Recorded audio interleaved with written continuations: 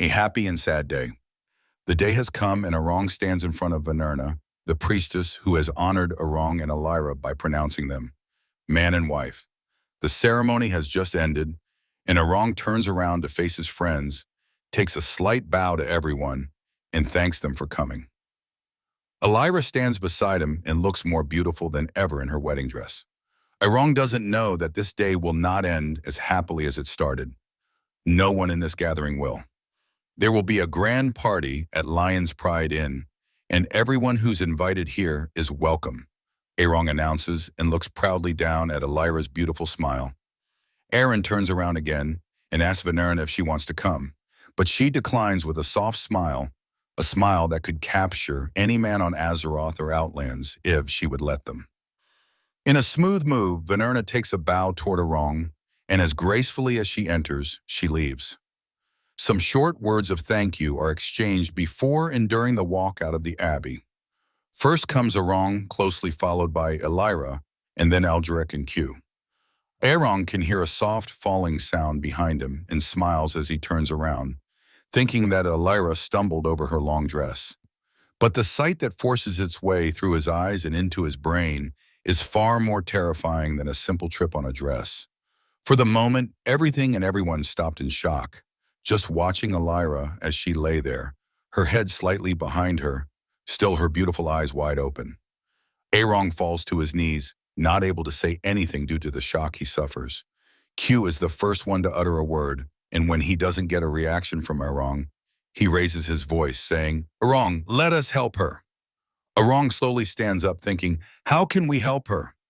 Some time passes while Val and Q work together, and all Arong can see is the blood smeared over Elira's beautiful dress and on the ground.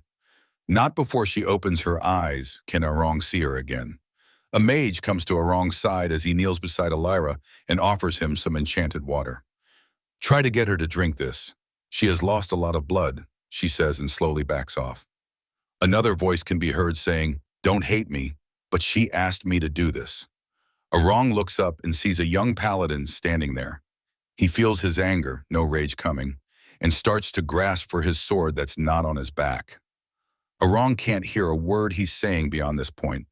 He hears a thundering noise, and all he can see is the all-too-familiar black shadow that represents all his enemies. Arong can hear the thundering noise coming closer, turns his head toward it, and sees his loyal companion come running toward him.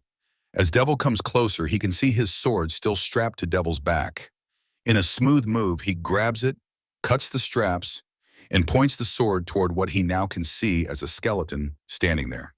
Are you going to use your sword on a skeleton? Arong can hear it say, and just as he is about to strike it, he can hear a beautiful voice in his head, yet unknown, but still a voice Arong feels he must listen to. Arong puts away his sword, whistles at his storm saber, Artemis, and lifts Elira on the large cat and himself behind her. The two of them swiftly ride away. As they arrive at Arong's clinic, he lifts her, gently carries her to the bed, and starts to work, trying not to think of who he is working on. Arong gently lies beside Elira and can see her lips moving, but no sound comes. Try not to talk, my love, he says. He keeps looking at Elira as her eyes fill with tears. She is trying to talk again, and this time it comes to Arong what she wants and says, I will get Kogorin. Arong slowly gets up and says, I will be back shortly, my love. What seems like an eternity to Elira is only a matter of minutes before Arong stands in the doorway, holding their son in his arms. He walks over to Elira and gently lays the still sleeping baby boy in her arms. He can see her beautiful smile yet again, but what he doesn't know is that it is for the last time. Again, Arong lies down beside Elira, and all he can see is her beautiful smile and eyes, not even noticing that she is slowly fading away to a better place, a place where they will one day reunite. The end. Author's notes. This story is an in-character story based on an event from World of Warcraft. Since the person who killed Elira did not wish to be part of this story, she has not been named or described in this story.